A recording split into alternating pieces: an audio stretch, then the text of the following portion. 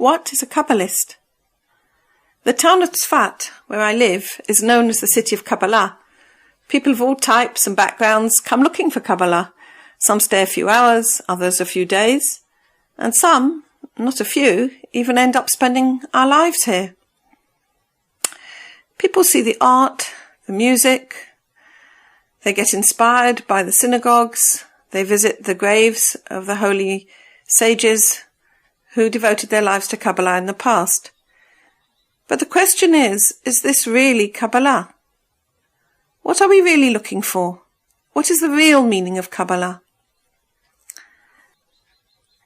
Rabbi Avram Mordechai Gottlieb, a student of the firstborn son of Rabbi Ashlag, Rabbi Baruch Ashlag, clarified this question in the biography that he wrote of the Rabbis Ashlag, and this is what he has to say. We need to define more clearly what is intended by the term the inner aspect of the Torah, the Sodot HaTorah, also known as the Kabbalah. Many people mistakenly think that whoever studies the Zohar and the writings of the Ari is already a Kabbalist, one who's proficient in the inner secrets of the Torah. This is a complete mistake.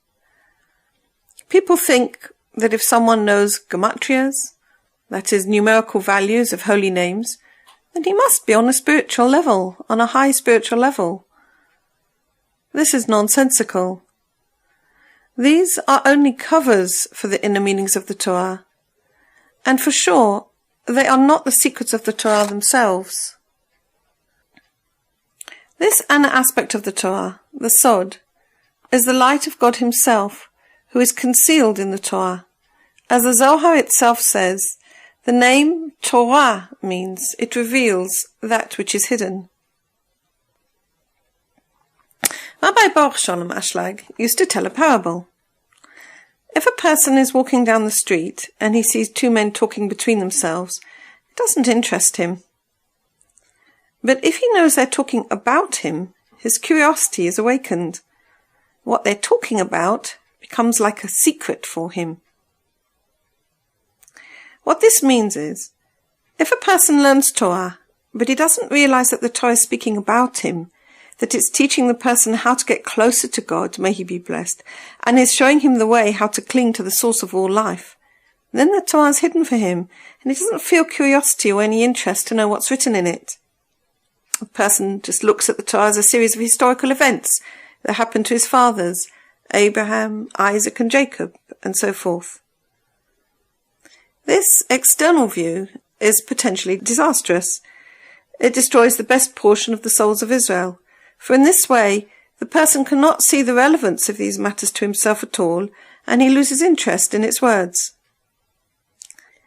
But if a person would believe the holy sages, that every crown of every letter of the Torah has the purpose of pointing the way to his soul and of showing him how to cleave to the eternity of God in complete happiness, then he would be interested in it and investigate every letter with all his soul and all his might in order to reveal its inner meaning. So we see that there's not necessarily a connection between a person who occupies himself with the learning of the Holy Zohar and the writings of the Ari and the innermost aspects of the Torah. The innermost aspects of the Torah, the Sodot of the Torah, actually mean the revelation of God to the person through the Torah. Everything in the Torah is within us. We have to divide the learning of the Torah into two types. 1, the Torah of the many, and 2, the Torah of the individual. The Torah of the many refers to the way of learning the Torah as if it's talking about two separate people. For example, when the Torah talks about Jacob and Esau, this would then imply it's speaking about two separate individuals, Jacob and Esau, who quarreled. Or when it's discussing the children of Israel in Egypt, it's talking about two separate nations, the people of Israel and the Egyptian people who enslaved the children of Israel. Most of the world learn the Torah in this way. However, this approach often leads to difficulties, and that a person finds it hard to feel any connection between himself and the stories of the Torah, the prophets and the writings, and they appear to him as historical stories and nothing else. In this context, the Zohar writes, Rabbi Elazar opened his discourse and said, "It is written, and the ark rested in the 7th month, on the 17th day of the month, on the mountains of Ararat." Genesis chapter 8 verse 4. How delightful are the words of the Torah!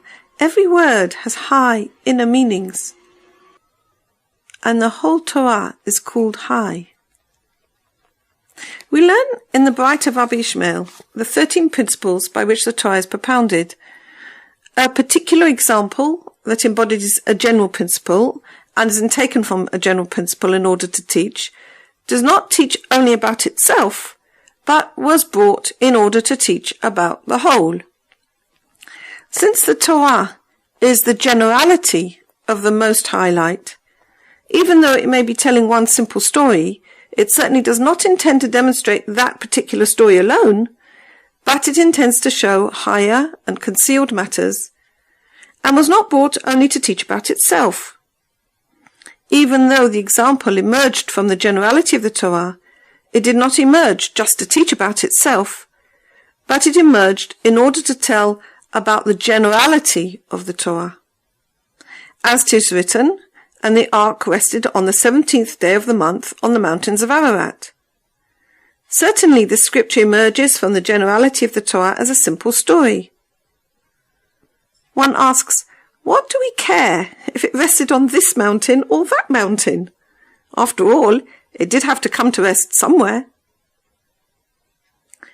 The answer is, it did not come to tell about itself, but to elucidate some general principle of the Torah. Happy are Israel, to whom was given the highest Torah, the Torah of truth. And whoever says that a story of the Torah only comes to tell that particular story is not in his right mind.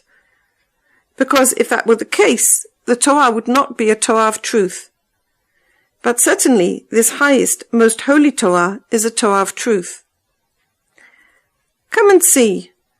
Regarding a king of flesh and blood, it is not according to his honor that he should speak in the language of the ordinary person, or even more so that he should write in such a fashion. Would it even occur to you that the highest of kings, the Holy Blessed One, had nothing holy to write in the Torah, but he collected together all sorts of lowly stories, like the words of wicked people, such as Esau, and of Hagar, and of Laban against Jacob, and of Bilam's donkey, and of Bilam, and the words of Balak and of Zimri, and put these together with all the other stories and made the Torah from these? If so, why would it be called the Torah of Emet, the Torah of truth? But the Torah of God is whole, the testimony of God is faithful, the commands of God are straight, the mitzvot of God are clear, the fear of God is pure, the ordinances of God are true, and it is written, they are more pleasant than gold or much spun gold.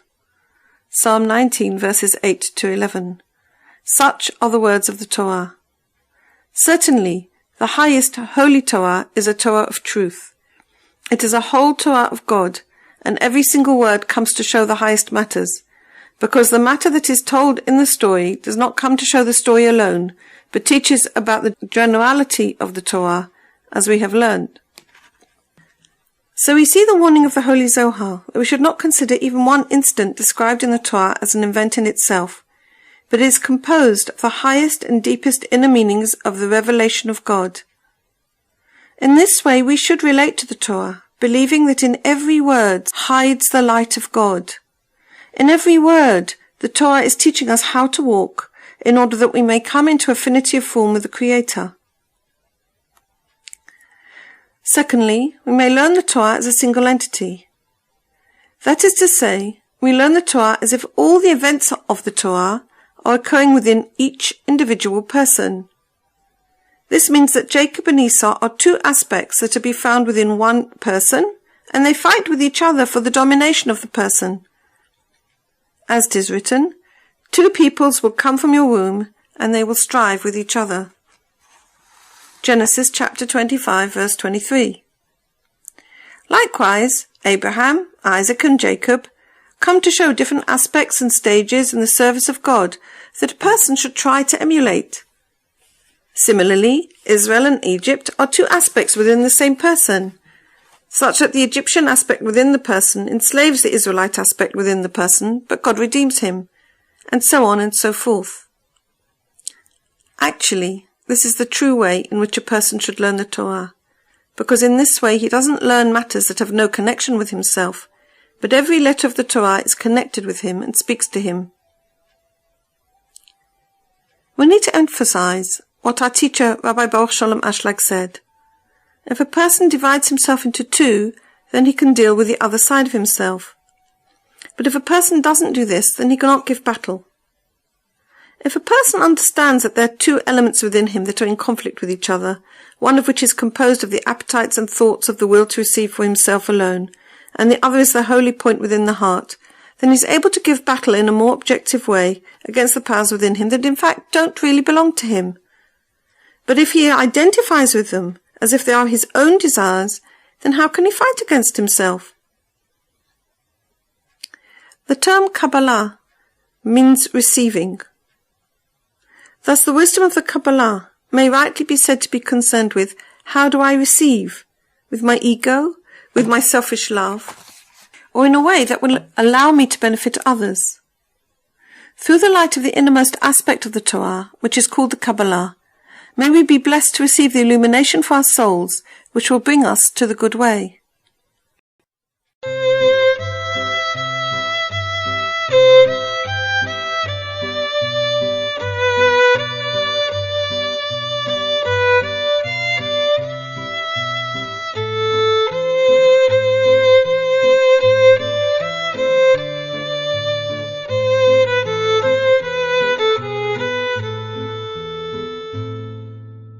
This audio recording is brought to you from the Horus School, established by Yedida Cohen for the study of the Kabbalah as taught by Rabbi Yehuda Leib Ashlag.